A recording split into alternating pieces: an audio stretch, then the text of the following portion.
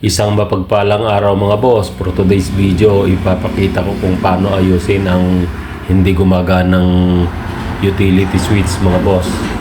Dito ay sinubukan kong i-on itong switch pero hindi namamatay yung ilaw niya. Dapat kung may contact mamamatay siya.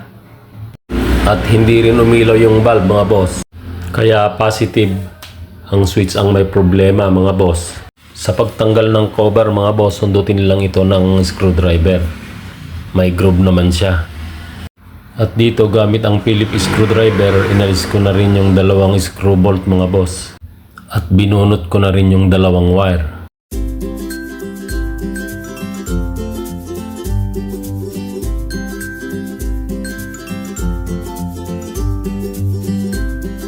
Sa pagtanggal nitong switch mga boss, sundutin lang ng flat screwdriver yung likurang bahagi tapat ng arrow mga boss. At yan, nahulog na mga boss. Sa pagbaklas nitong switch mga boss, kailangan lang sundutin ng kutsilyo yung clip nitong switch mga boss.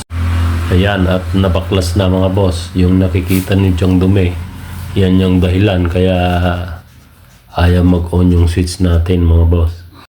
Ang dahilan kung bakit may buhangin sa loob mga boss ay dahil pinasok ito ng langgam. Ayan, gamit ang kutsilyo mga boss, kinukuskus ko yung dumi ng contact point.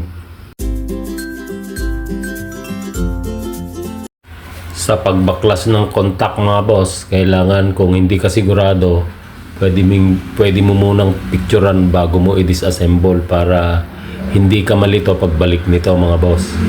Mahalagang tips mga boss, sa pag-assemble nitong contacts, dapat yung tinutuntungan ng spring na may contact point, yun yung pwesto doon sa walang nakaumbok para pagbalik natin ng clip, wala tayong magiging problema sa paglapat ng clip mga boss.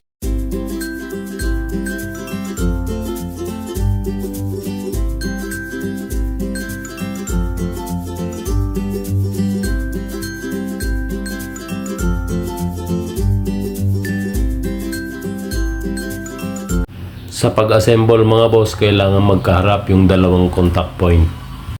Huwag din kalimutan ibalik itong contacts ng ilaw ng switch mga boss.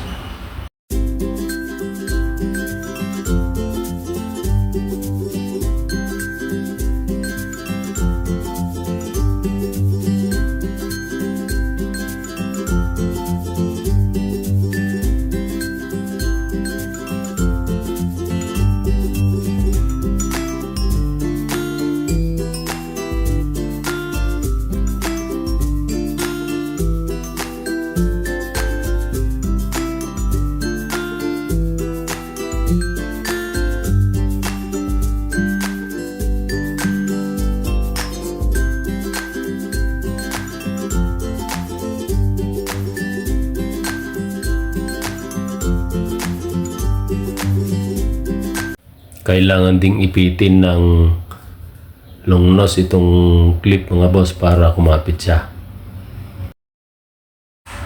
Sa pagbalik nitong switch sa panel, kailangan lang i-press para mag-lock siya mga boss. Ibinalik ko na rin yung mga wire mga boss.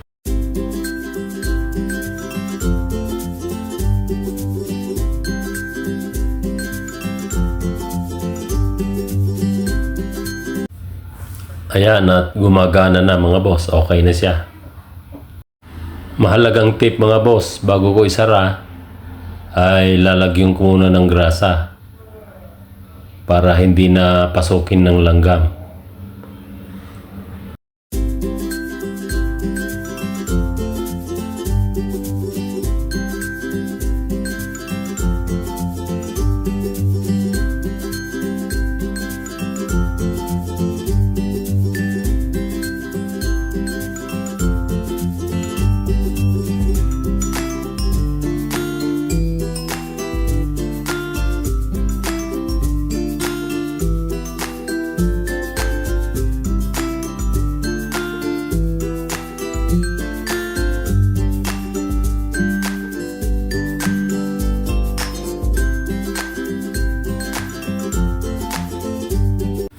Mahalagang tip mga boss sa paghigpit ng screw bolt.